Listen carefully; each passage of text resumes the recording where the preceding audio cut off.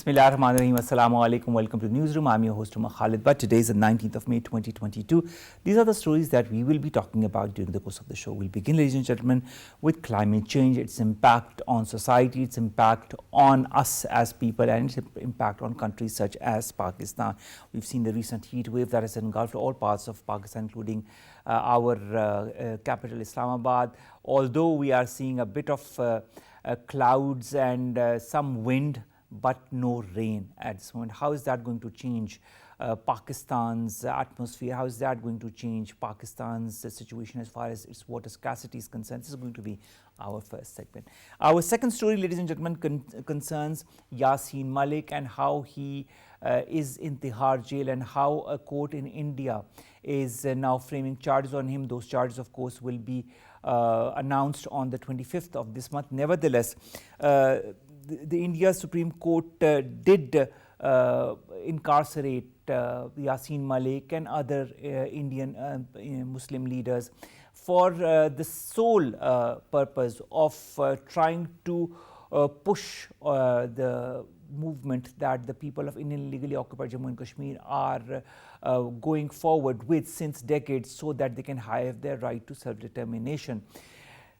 Yasin Malik or other leaders, they are working diligently as far as their rights for self-determination in Indian illegally occupied Jammu and Kashmir is concerned. What India is doing is not only barbaric but also is inhuman and unlawful. Now, Indian diplomat was also handed a démarche for framing these fake charges against Yasin Malik in Islamabad. And Pakistan will continue to give moral, political and diplomatic support to the people in Indian illegally occupied Jammu and Kashmir. This is our second story. Our third segment, ladies and gentlemen, concerns the psychological impact of videos that come out from TikTok. We've seen one of the examples, very recent examples, in which a forest was set on fire and then one of the TikTokers just came in front and sang a song or made a small video of it. The fact remains that this has a very negative impact not only on society but also on conservation of nature. When we are engulfed with heat waves, when we are engulfed with climate changes, when we are engulfed with the negative impacts of all that is happening as far as the climate is concerned, TikTok videos such as these create a very negative perception of society, negative perception of the mindset of people in Pakistan. We'll be talking about that in our third segment. Then we'll be talking about Yaum-E-Takbeer, ladies and gentlemen. Yaum-E-Takbeer, on the 28th of May 1998, Pakistan became a nuclear state. And of course, this year, as Maryam Aurangzeb Sahiba, our Minister for Information, has declared, there will be a 10-day celebration of this Yaum-E-Takbeer starting from the 19th of May on all levels, federal and provincial levels, to celebrate Pakistan's becoming a nuclear power. Let's come to our first story, our first segment, and that concerns climate change and its impact on Pakistan and the recent heat wave, water scarcity, as well as societal responsibility as far as Pakistan is concerned. More in the following report. The world has started to see the impacts of dramatic climate, such that the Code Red for Humanity issued in the latest Intergovernmental Panel on Climate Change report should have been a wake-up call to humanity. The IPCC stated that the world is likely to cross the 1.5 degrees Celsius mark of average temperature rise beyond pre-industrial levels this century. Climate change is posing a significant challenge to Pakistan. A scorching heat wave has gripped the country. A recent report by the British Met Agency revealed that Pakistan faces 100% increased chances of setting new heatwave records due to the current trend of climate change. Putting profound pressure on national water supplies, Pakistan received 26% less snowfall last winter compared to previous years, followed by a completely dry spell in March and April. Climate Change Minister Shari Rahman stated that the federal government had alerted all the provinces regarding the heat wave, and more than 1,000 heat wave centers had been set up across the country. Premier Shehbaz Sharif, in an important development, has formulated a national task force to stir disaster management efforts to tackle severe heat wave and glacier lake outburst flood events. Pakistan may be a minor carbon emitter in the larger context, but has simultaneously been ranked among the top 10 most vulnerable countries in the 2021 Global Climate Risk Index. Dr. Derk Bakker, who's a chairperson in environmental sciences at FC College, joins us online. Dr. Bakker, thank you very much to have joined us. what is happening in Pakistan as far as the impacts of climate change, whether it be in the form of increased temperatures, heat waves, water scarcity? Is there any solution to it?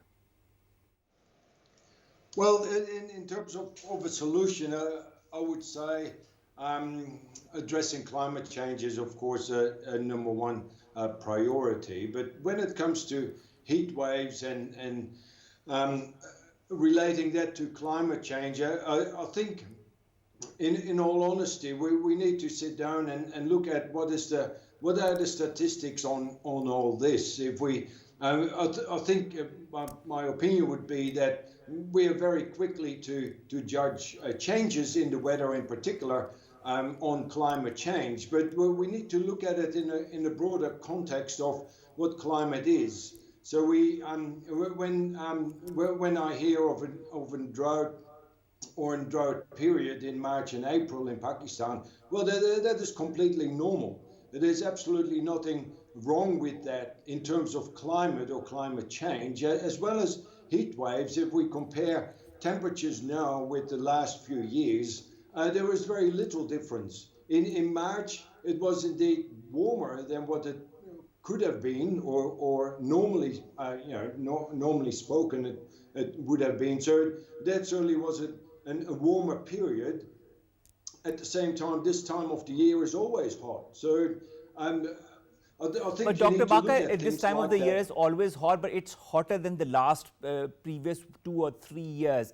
Maybe because of the fact that due to COVID-19, there was less activity on the industrial sector and less fumes, less carbon emission.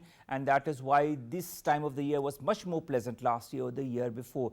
What should be done by Pakistan, by Pakistan's private sector and public sector in order to at least alleviate some of these changes that climate change is impacting on Pakistan? I totally agree, and I think as a community we can do a lot about it. And certainly by addressing things like air pollution, you immediately start to address issues that contribute to climate change. So emission control, emission rates and standards should and would be implemented immediately in order to address this issue that indirectly then address climate change. But it has multiple payoffs, and a reduction in air pollution is certainly a big one. All right. You talk of air pollution. Now, Karachi or Lahore have been declared one of the most polluted cities across the world. There have different reports that have come out. How can one combat air pollution? Because we see not only the air pollution coming from the industries, coming from the crops, from the burning of the crops, but also across the border from the fumes that come because of the burning of the crops as well. What can be done collectively in order to reduce the effects of environmental pollution? And which causes, of course, the effects of climate change? Sure. I think there is not one solution. I think you mentioned a few sources, but crop burning, industrial activity, where emission rates are way too high and exceeding international standards. So that would be an immediate payoff. The amount of traffic volume that we experience in Lahore, in particular, the number of cars and motorbikes on the road is just increasing day by day. So looking for alternative transport, be that electric vehicles, electric rickshaws, or a dedicated public transport system, as the government is working on, is certainly should be one of those solutions. And so collectively, I think there are a lot of solutions out there, but we need to, as a community, need to be first introduced to them. And I think, in all honesty,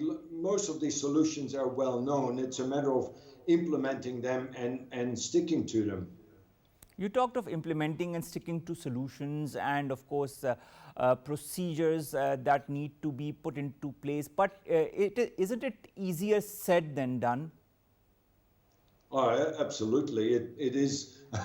It is much easier to develop a policy rather than seeing to implement these policies and take them to the degree that they have an impact.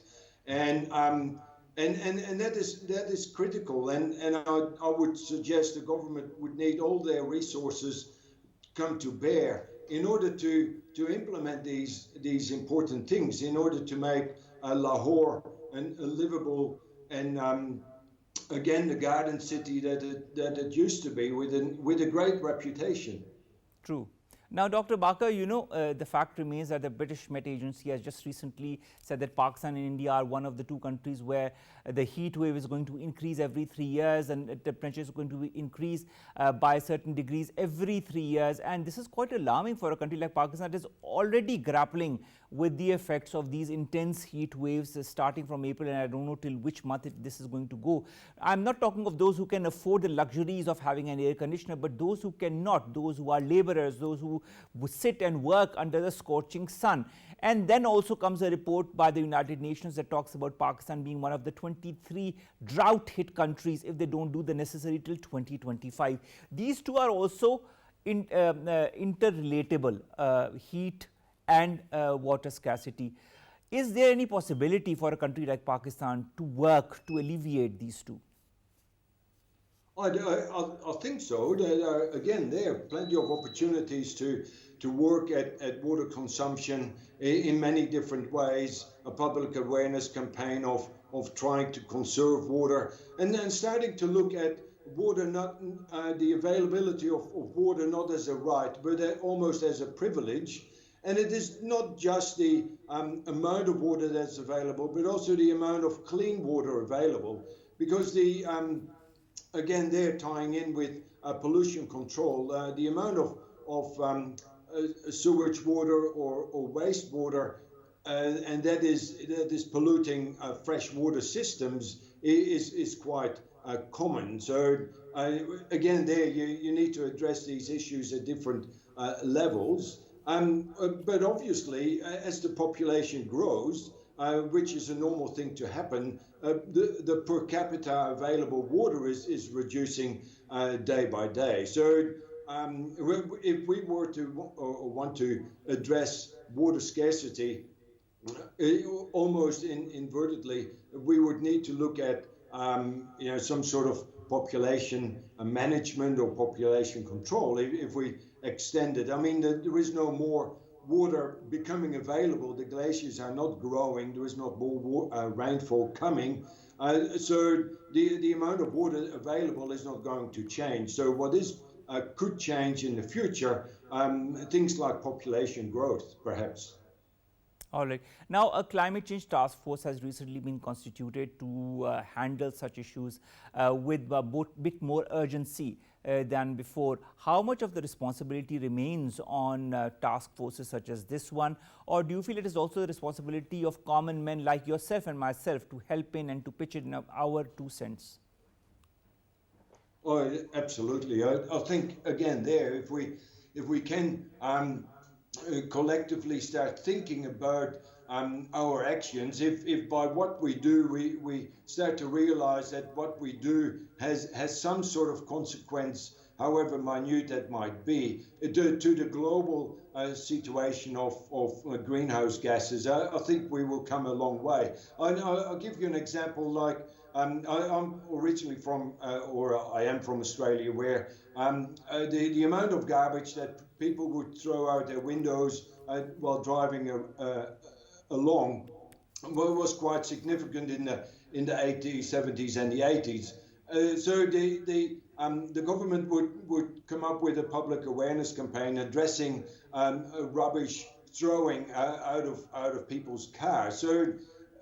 And that was implemented at the school level, like a primary school level, that children would be looking at the behavior of their parents and pull them up for when they would throw a cigarette out of their window and that sort of thing. So the people became, across the board, very aware of a mentality of not littering. So the concept of a litter bug became very, very well known. So in the same way, if we implement that and apply that to carbon footprint, water wastage, then I think we are on the right track. All right, Dr. Bakker, yourself an educationist, how important is to inculcate the right education as far as how to be a responsible citizen, young man or young woman, and play his or her due role as far as alleviate the effects of climate change for a country like Pakistan? Well, again, I think it's extremely important that that we are, and we should be aware that the impact that we have as an individual on the climate as a whole, and that's where a lot of education is needed. That people would need to know that if we use a motorbike instead of riding a bicycle for short distances, then even that little effort can pay off.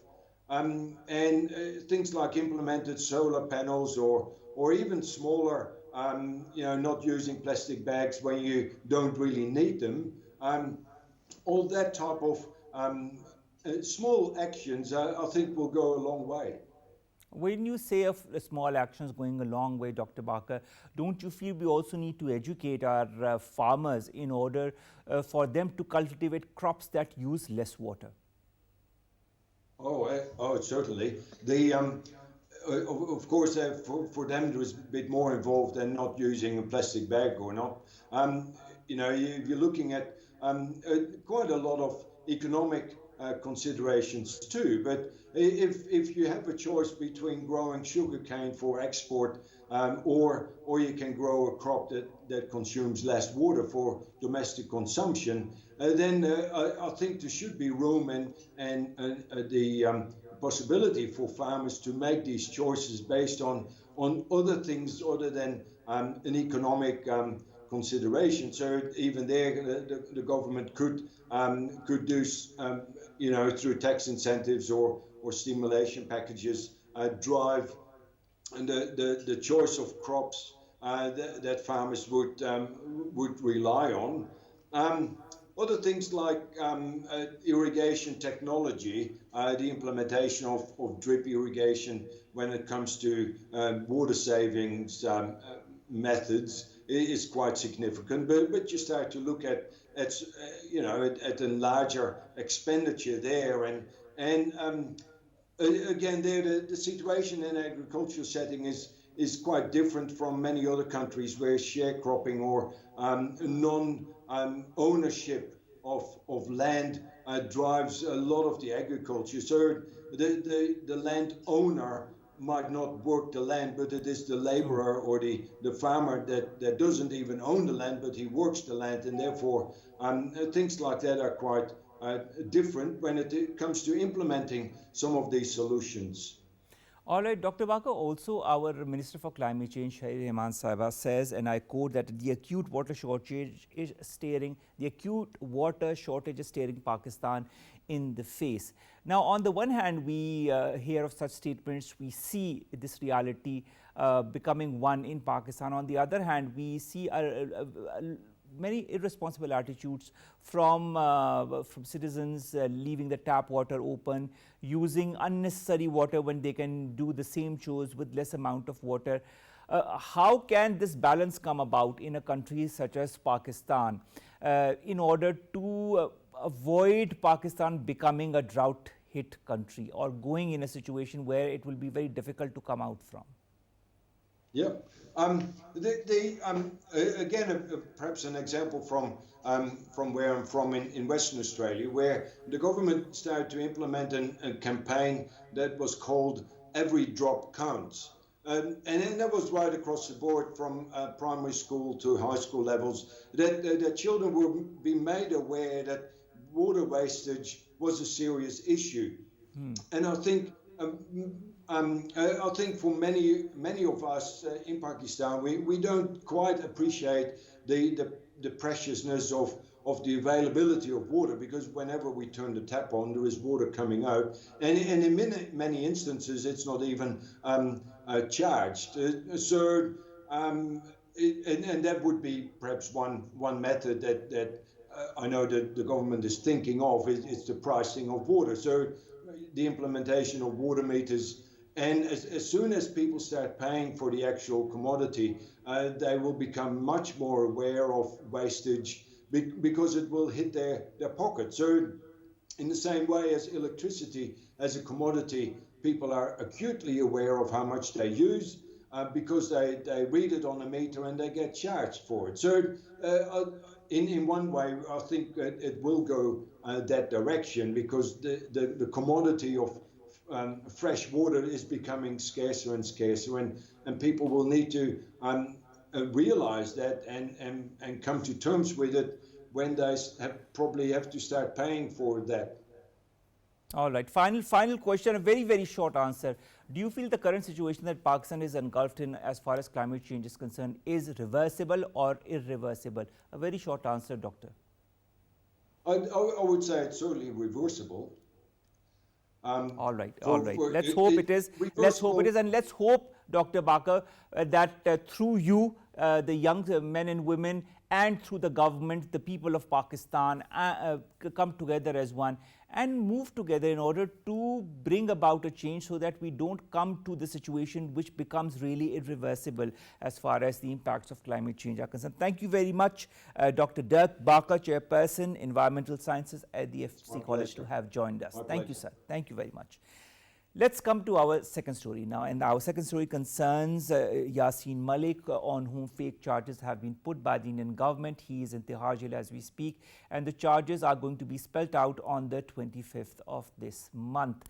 A lot of speculation, but of course this is just one of the examples of many Indian Muslims who are trying to fight for the rights of the Muslims of Indian illegally occupied Jammu and Kashmir that are incarcerated in jails such as Yaum Malik. More in the following report.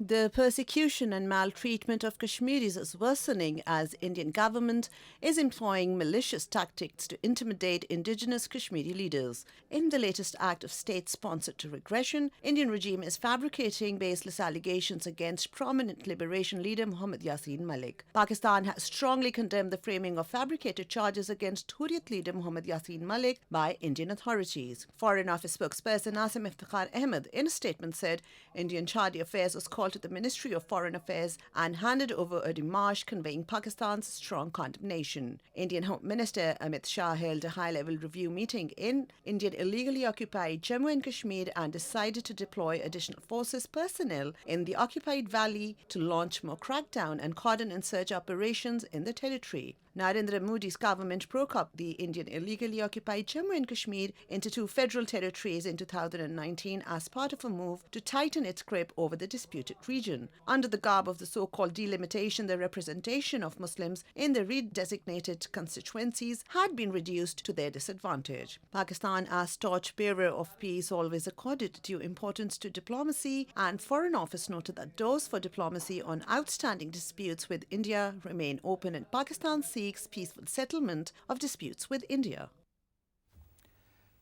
Now, what Pakistan also seeks is settlement of the situation in illegally occupied Jammu and Kashmir.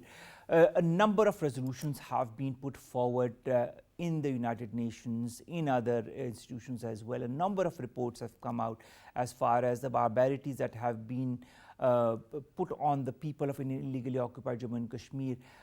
Barbarities that have been continuing since years and since decades without any stop to it, especially since Narendra Modi's government came into power.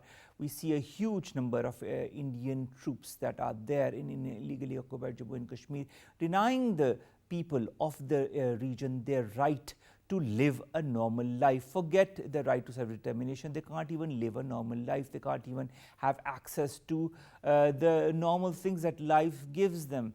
And what happens is that they are persecuted day and night. Those who try to speak for the right of the people, for the due right that they deserve since decades, are being silenced one after the other. Yaum Malik is one of the examples. He is in jail since a very long time. Currently, he is in Tihar jail, and the court is going to announce the verdict very soon, by the end of this month.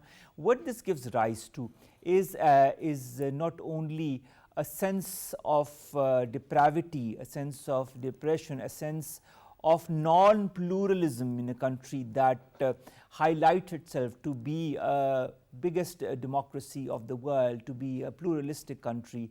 issues such as these, such as that of Yasin Malik and other Indian leaders, Indian Muslim leaders of Indian illegally occupied Jammu and Kashmir, who are put behind bars just because they want to speak out the truth for their people. They want to speak out for the rights of their people, the rights to self-determination, the right to decide what they want to do with their life. This is a right that has been given to them, and it has been rather denied to them since 1947. In 1948, it was India itself that went to the United Nations to highlight this and to ask for the right to self-determination, a plebiscite as they call it. From 1948 today, after countless resolutions that have been passed at the United Nations, countless number of times that the United Nations Human Rights Council has talked about the barbarities, the atrocities that are committed on the people of Indian illegally occupied Jammu and Kashmir, that these barbarities and these atrocities continue, and those who try to speak out for the rights of the people of Indian illegally occupied Jammu and Kashmir are silenced one way or the other, either through pressure tactics or through incarceration in jails or under house arrest. Yasin Malik is one of those examples. Now, what Pakistan is doing is helping the people of illegally occupied Jammu and Kashmir, supporting them morally, politically and diplomatically. But what should the international organizations, what should the West also do? To discuss that and more, we've been joined by Sundas Malik. She's the chairperson of the United Jammu Kashmir Coalition. Sundas Malik Sahiba, thank you very much to have joined us. Ma'am, when you look at examples such as Yasin Malik's, and when you look at the way he's incarcerated with fake charges put on him just because he's trying to fight for the rights of the people of Indian illegally occupied Jammu and Kashmir, what does this bode for as far as the pluralism, as far as the democratic values of a country like India is concerned? Well, I think Mr. Yasin Malik's conviction, the charge sheet that has been presented against him, and his consequent refusal to participate in this trial himself and boycott the case and hence plead guilty, personifies the trust deficit that many Indian citizens, especially citizens of occupied Kashmir, suffer from as far as the Indian legal system is concerned. In an earlier statement back in 2019, I think Mr. Yasin Malik has said that the judges sitting inside the Supreme Court and the High Court, they're acting as state prosecutors rather than, impartial judges. So I think this is a huge question mark on the state of Indian democracy and the legal system itself. But Sundas Malik, this remains a huge question mark, but does India care? Or does the West, that should be putting pressure on India to change its pressure tactics, its barbaric tactics, does their attitude change? Well, I think until and unless some really strong measures are taken up against the Indian government itself, they would not understand, because so far it has just been requests and, although Pakistan has issued quite strong statements against Indian actions in Kashmir, in occupied Kashmir especially, but as far as the world at large is concerned, we do see some, warnings here and there, and some letters going out of the UN here and there. But what we don't see is strong efforts such as sanctions, specific sanctions against a country who is nothing similar to any democracy, and it is unprecedented in the history of the world that such actions are taken up by the country until and unless we start discussing apartheid Israel. But Sundas Malik, you talked of apartheid, the report that has come out from Genocide Watch as well, that India is almost on the verge of the last phase of genocide.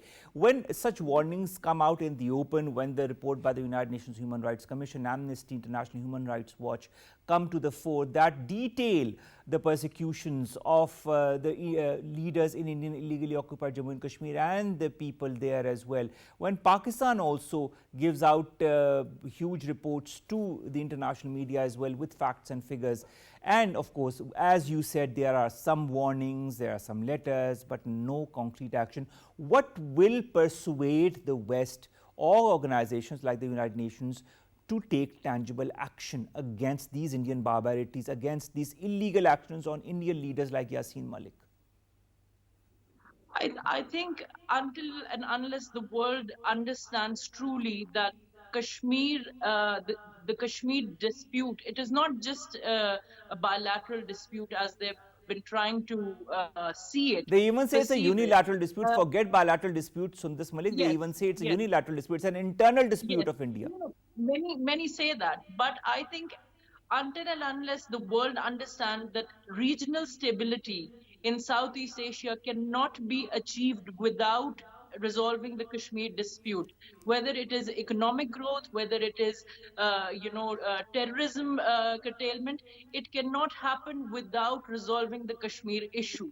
So I think if not for the humanity of the matter, I think if even they look at the economic development, it is not possible without achieving peace in the Kashmir Valley. So this, Malik, in your point of view, which tactics need to be employed in order for the West to understand this issue and the repercussions that are happening in the Indian held valley as we speak and within India also as we speak? Well, the repercussions are quite, as they say, they're quite frightening. What is happening inside India at the moment? A total of 17 different independent, independence movements are currently taking place in India, where we see what is happening all over the world. As far as Ukraine and Russia is concerned, we see a lot of attention and effort in resolving that issue. We see a lot of attention towards the humanitarian aspect of that dispute. But as far as the Kashmir issue is concerned, I think until and unless we correct the narrative and change the perception of the West, like I said, if not humanity, then for any growth in this region, you need to resolve the Kashmir issue. Otherwise, I don't think anything will be possible for the West to, develop this region as they have sort of planned out in their own heads. Sundas Malik, finally, the charge sheet that has been put against Yasin Malik, that is all based on false allegations, that has also been denied by Yasin Malik himself. What if these charges are formally put to Yasin Malik? And because, of course, the court is going to announce that in a couple of days. What happens then? Well, of course, once the charges are framed, once they're brought forward in the court, and they will try and ascertain what sort of sentence he should be getting under the light of those charges. But let me mention, when I say the charges themselves, they have nothing to do with the state of Yasin Malik Saab currently in Tihar jail. Because these charges have been brought from 33 decades back, after achieving a bilateral ceasefire, after the amnesty, after everything else. These are false, fabricated charges that are being brought up against not only Yasin Malik Saab, Masarat Alam Bhatt, Shabir Shah, Qasim Faktu, Asian Drabi. We have got more than 4,000 Hurriyat leaders currently inside Indian jails. So, like many of them, most of them, they are nothing but fabricated wishes that the Indian government wants to portray to the rest of the world. And that's the image of Kashmiris that they want to portray. But it's what an unfortunate image that is being portrayed by the Indian government at the behest of a right-wing mindset, that of Narendra Modi and his BJP government. What a sorry state of affairs. That is all I can say. I really hope that the West understands, realizes, it does understand, but I really hope it puts that understanding and that realization into some kind of action before it is way too late for even a country like India, before India implodes from within, and before it's way too late for even Narendra Modi and his BJP goons to try to do something to save his country. I wish that realization comes sooner than later. Thank you very much, Sundas Malik Saiba. She was, of course, Chairperson United Jammu Kashmir Coalition, talking to us about the false charges, the fabricated charges that have been framed on Yasin Malik Saab. And of course, this charge sheet has been shown by the Indian court and it's going to be presented in the next couple of days. We wish that reality dawns on India, on the Indian judicial system and on the Indian government sooner than later. Let's come to our last two stories. The first story concerns TikTok and public awareness, societal responsibility. Now, there is a video that has been shared on TikTok. It has now been taken off the social media platform. But Humaira Asghar, who has more than 11 million followers on TikTok, posted a clip of herself walking playfully and in a silver ball gown and in front of a fire that had been put in a forest.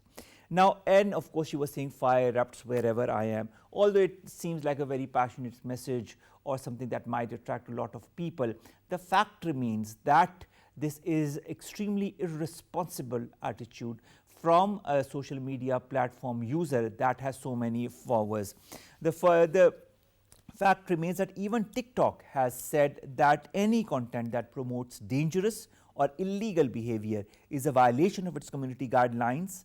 And this happened after Humaira Asghar faced backlash also for posting a video. So did TikTok by a forest fire in Islamabad's Margala Hills. Now, a lot of negative comments have come as well. People have realized what damage was done through that video clip, and of course the reactions came on TikTok itself. They came on different other social media platforms like Twitter, like WhatsApp, like Facebook as well.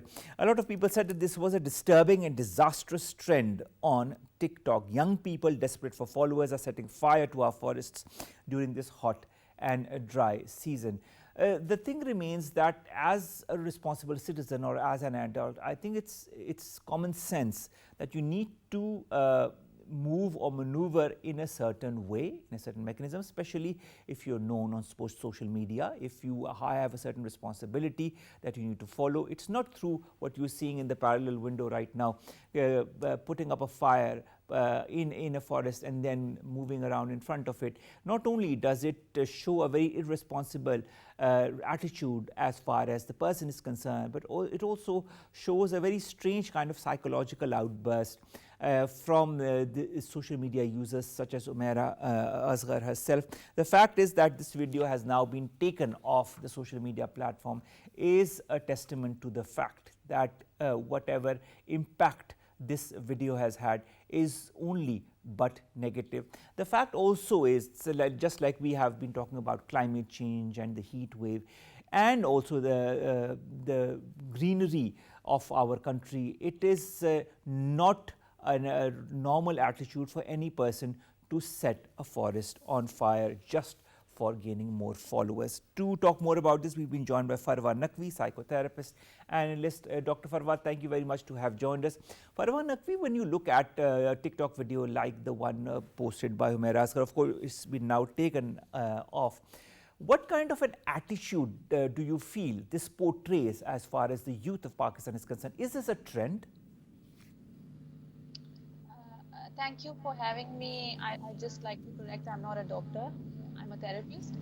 But the thing is that, yeah, the social media trends and wanting to be an influencer, wanting to have, the highest views and the highest likes and the highest number of people commenting, and you want to attract so much attention that I think, and making those trends, a person just wants to do something new for the content, this content is something that they want to do, something nobody has done before. And the most scary and the most dangerous thing is that these things develop into a trend, and then other people would also start doing it and following it. So I think the government and the social media regulatory authorities, if there are any, they need to take that seriously, as to not to make this a mass kind of a thing that everybody is burning or lightning. Tomorrow they'll burn up people and make videos. I mean, anything can happen. So I think as far as the youth is concerned, as you just asked, I feel that this need of validation and for being liked and having the highest, because all of these things are also very This addictive. is, Farwa, this is something that I'd like to ask from you. This need for validation. Is there some kind of issue? I don't know, I'd like to understand this, a psychological issue with people who post such videos. Do they need validation because they have other issues in their life that they kind of compensate through videos such as this? You know, it could be anything, and this depends from person to person, varies from person to person. Of course, there are also some of the disorders, you say, personality disorders, such as antisocial personality disorder, in which, you know, you could be killing animals, people doing stuff and not being very empathic towards nature or you know, climate or these mountains and stuff. But I cannot say that about the girl because, you know, I haven't assessed her. But this, I think it more or less also has to do with this need of wanting to create new content, and then, you know, incite that kind of excitement in other people that, oh my God, she's done something nobody has done, and, you know, this is something very different, and the visuals and all of that, and it is also disturbing why you're going for such a visual. But that also depends, you know, and it's a very individual kind of a thing, what has happened, or, you know, the experience. But Farwa, you know, it might be it might be an individual thing, this video that has come out, but it is going to lead to so many others, because the other people say, oh, she has done that. We can go a step further. We can maybe do something, you know, cut more trees, even, you know, injure somebody or yourself. You know, there is no end to it. Once you start going for validation of the number of users, you see some of the more aggressive or violent videos also attract the most audience. Don't you feel some kind of an awareness campaign also needs to be put forward by people such as yourself in collaboration with the public and private sector in order to educate the youth of the limits that they should not go beyond? Yeah, it definitely boils down. Other than you know, there is one thing that I would like to, you know, I would also like to take this platform here to spread the awareness that there is one thing, that mental health is one thing, and then being a ridiculous person, making difficult ridiculous choices, it is another thing. I mean, it is not, people do confuse it between mental health. People, whenever somebody is doing something ridiculous, and people would be like, you know, this person probably has a mental illness. Mental illness doesn't work like that, number one. And yes, lack of education has a lot to do with it. Lack of emotional education, the fact that, you know, you're throwing stuff out, you have no concern or you have no regard, and you don't even know the repercussions of your actions as far as, you know, the climate and stuff is concerned. So yes, awareness and education, and also these people, I feel that people with the highest numbers of followers, they need to be sat down and they need to be taught that, you know, this is the impact of what you're doing. So maybe this is something you cannot do. This is something that you probably can do, and, you know, in collaboration with, you know, climate, you can do it in a positive manner as well, educating them. Yes, you're right, but government also needs to do something about it. There needs to be. You said the government needs to do something about it. My last question, Farwa, to you is: do you feel that the law enforcement agencies need to come into action? It's the judiciary here should enact some kind of a law to prevent the posting or even the intent to post videos such as these that has come out, because, you know, this is just one example. There are so many others that we don't even know what's going to happen in the days to come. Don't you feel that the law enforcement agencies and the judiciary should also join hands in order to enact some kind of law against such videos, such people who have such thoughts to put forward? Well, that was Farwa Naqvi, psychotherapist, analyst, and she was talking to us, about the impact of videos that have been posted on TikTok. We were just giving one of the examples, that was of Humaira Asghar, who has more than 11 million followers on TikTok. I think the first thing that needs to come into mind is responsibility. The second thing is prevention of any such element in your videos that could incite violent behavior or violence, or under the current circumstances destroy trees or any crops or any person or their property. I think the responsibility is the key word here, and TikTok users such as Humaira Asghar and so many others, there are so many others from Pakistan, need to be more responsible. Let's come to our last story, ladies and gentlemen, and our last story concerns the Yaum-E-Takbeer.